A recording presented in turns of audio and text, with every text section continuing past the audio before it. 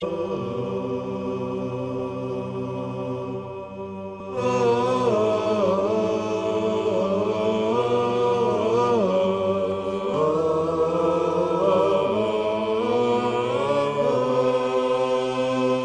الله الرحمن الرحيم. الحمد لله رب العالمين، وصلى الله وسلم وبارك على عبده ورسوله الأمين نبينا محمد وعلى آله وصحبه ومن اهتدى بهديه واستنى بسنته إلى يوم الدين. أما بعد، السلام عليكم ورحمة الله وبركاته.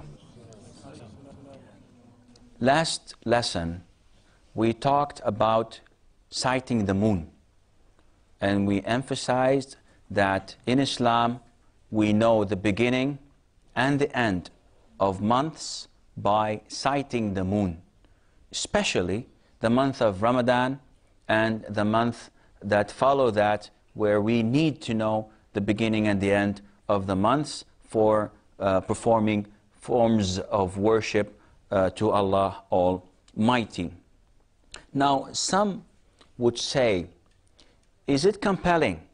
Is it a must, if the moon is sighted in one region, that all Muslims worldwide consider that as sighting for their regions or not? There is a different opinion between scholars. Each has his own opinion and think that this is the best and most authentic verdict of all.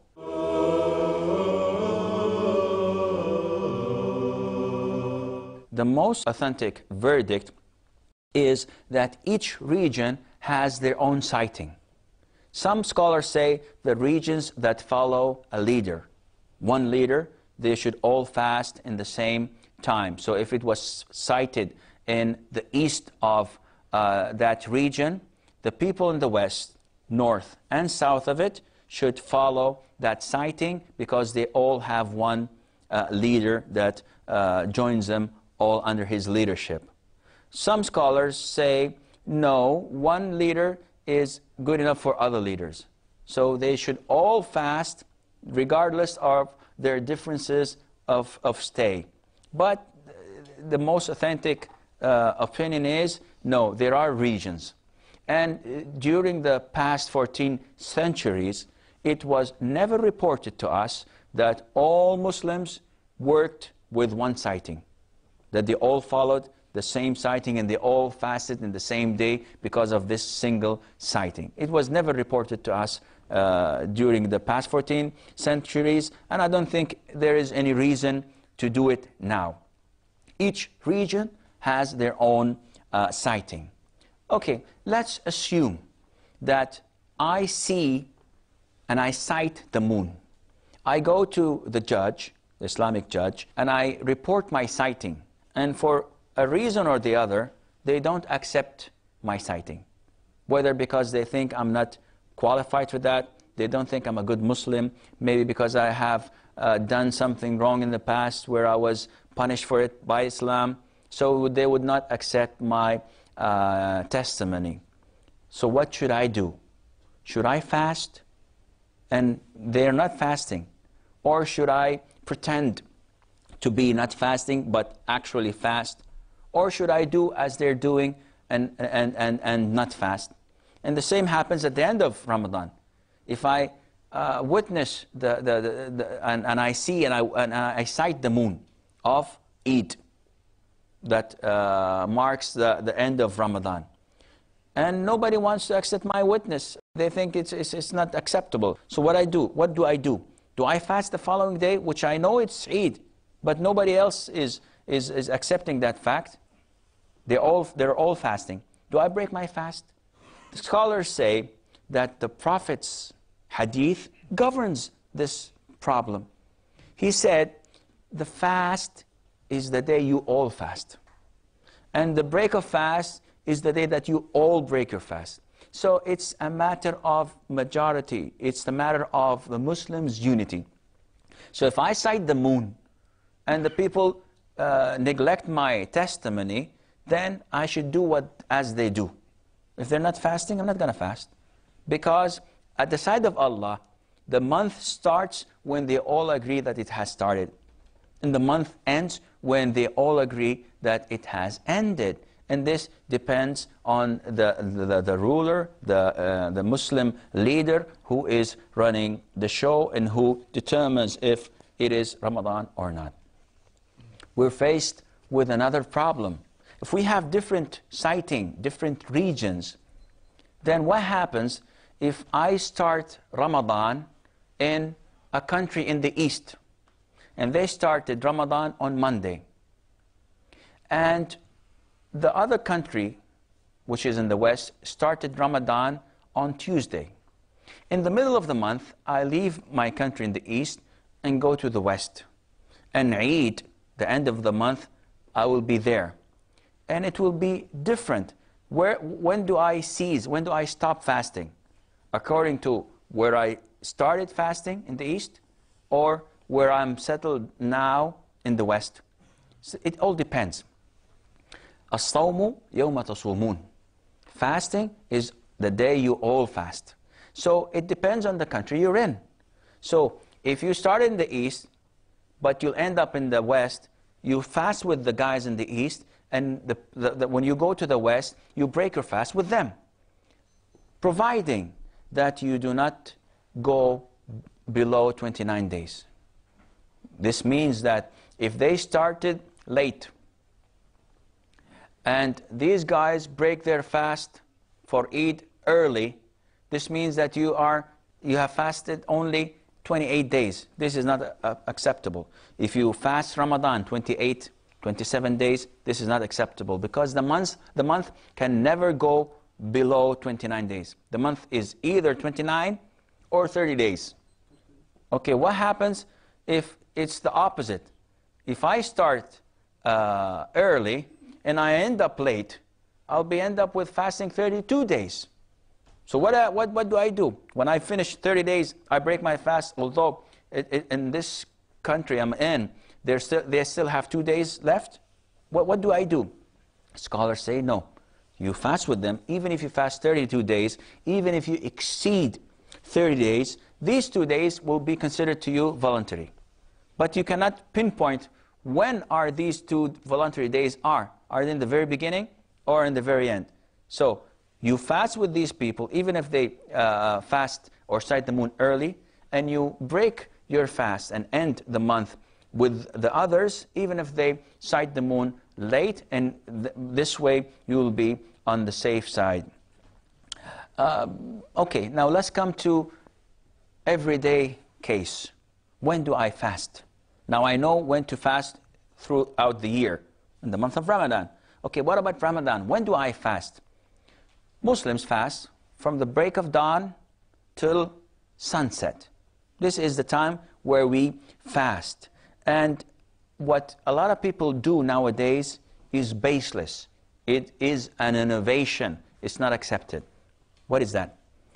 A lot of people time their fasting to a quarter of an hour prior to the adhan, the call of prayer for Fajr.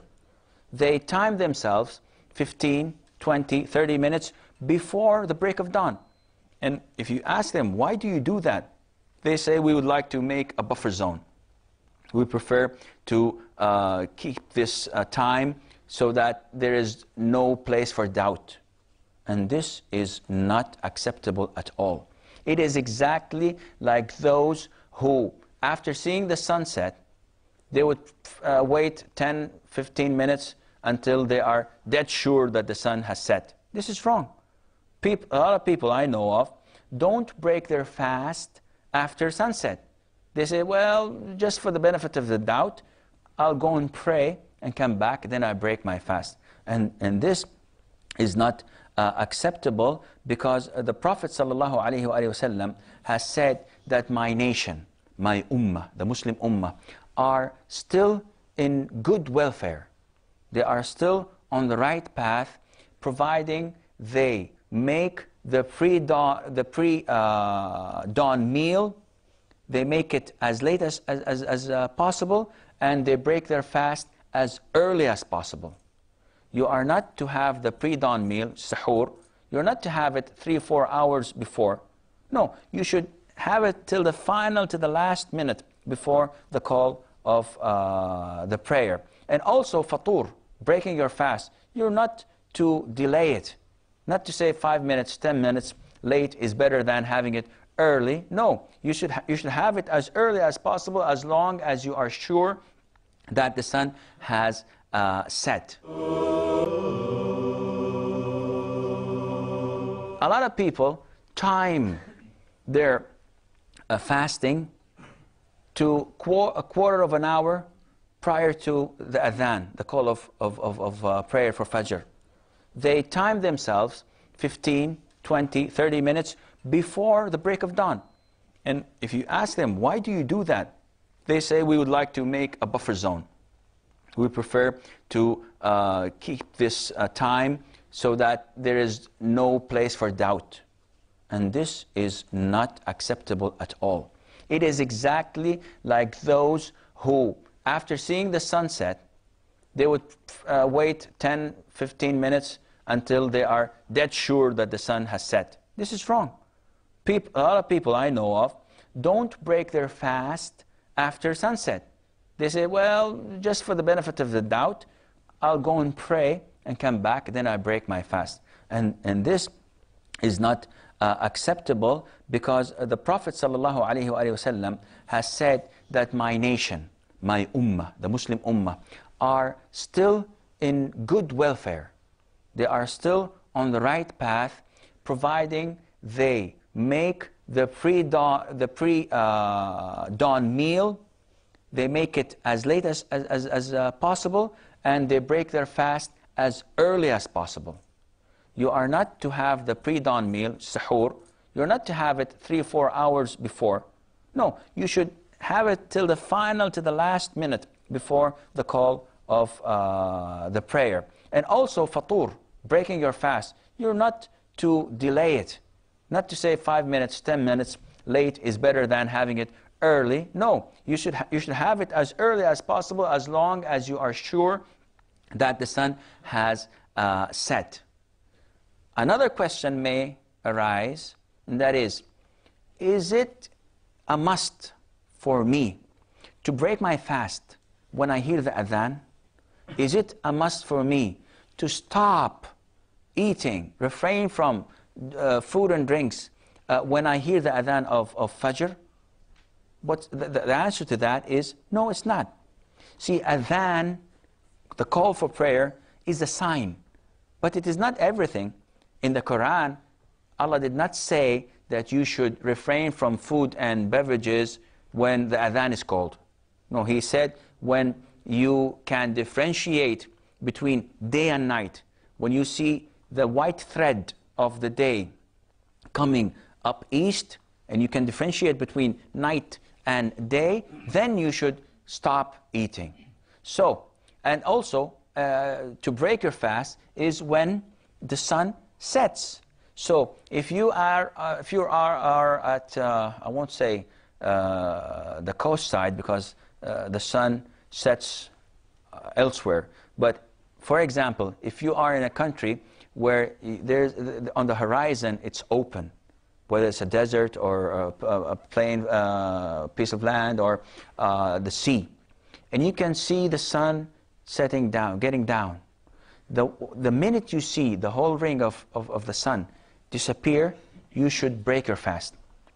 Some of the people that call for adhan, that call for prayer, give 2 to 3 minutes to be on the safe side.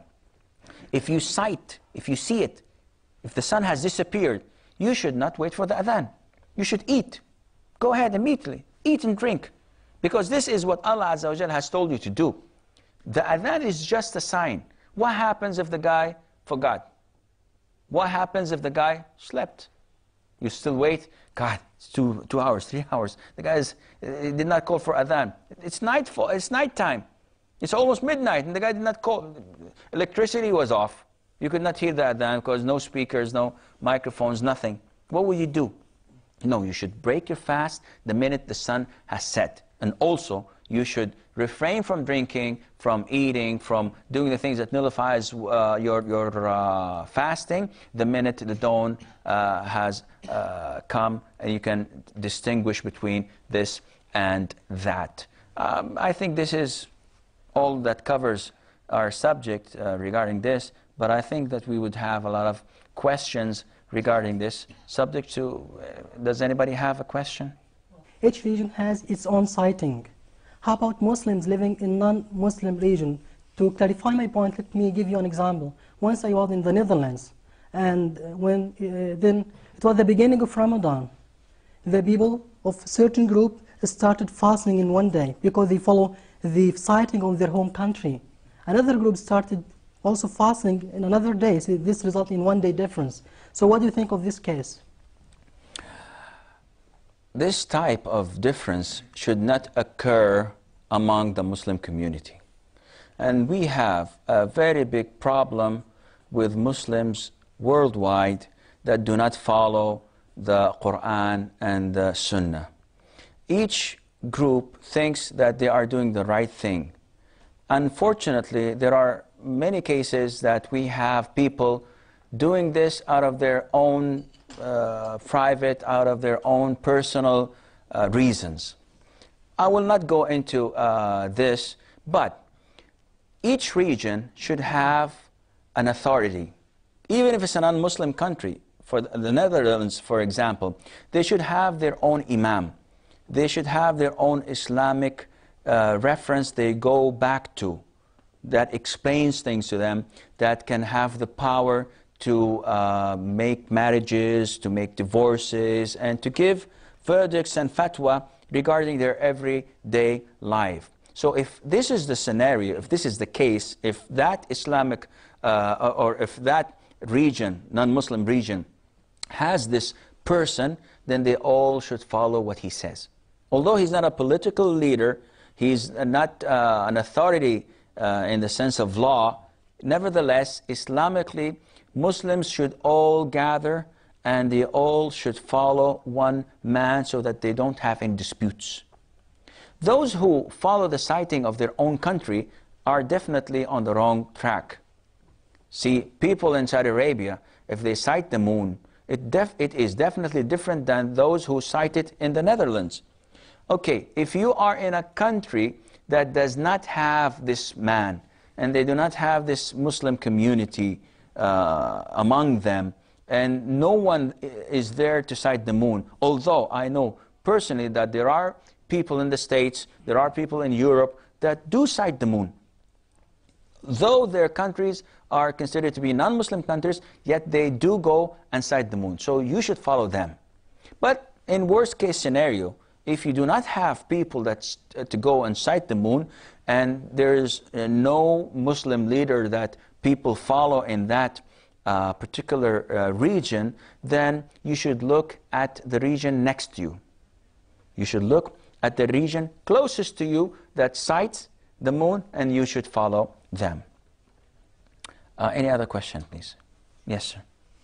In the case of like when you're eating in your pre-dawn meal, and adhan comes in, all right, or the time that is predicted for for the light to come, and you're still having your pre-dawn meal and you just didn't finish, do you stop eating or do you finish what you were eating and then you just fast? You cannot govern this, because if I tell you finish eating, the guy has a whole big sheep in front of him and said, well, I have to eat this, I have to finish it all. No, it's not this.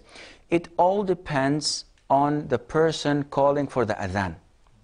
Now, I'm supposed to stop eating the minute I can tell that the dawn has it's only the break of dawn. Okay?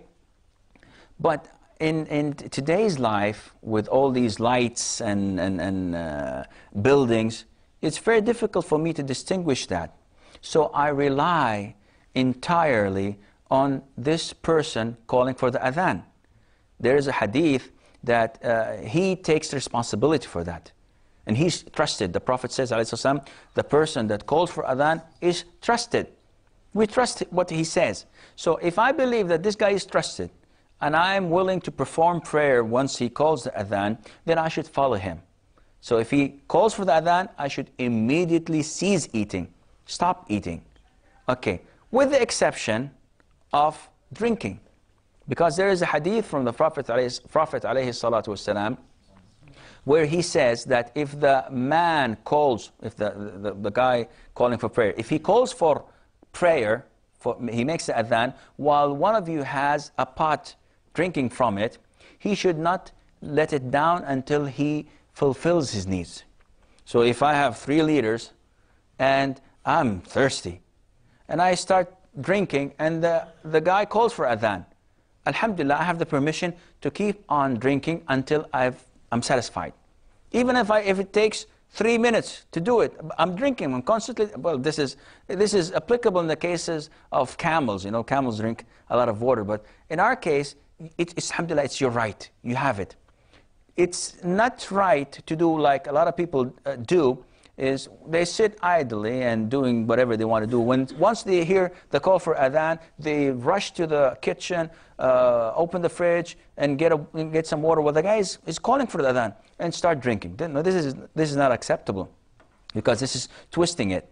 The right way of doing it, if you're drinking and it calls for adhan, don't stop drinking. Keep on drinking. You have the right to do that. But while eating, if it calls for adhan, stop eating. Don't finish your plate. Don't finish your dish, because it is not as important as drinking. Eating, you can go on without eating for a while, but drinking, you have to drink, and you have only limited time that you can wait without drinking. I think this answers your question, and I think that this is all the time we have for today's lesson. Until we meet, inshallah, next time, fi amanillah. Wassalamu alaikum wa rahmatullahi wa barakatuh.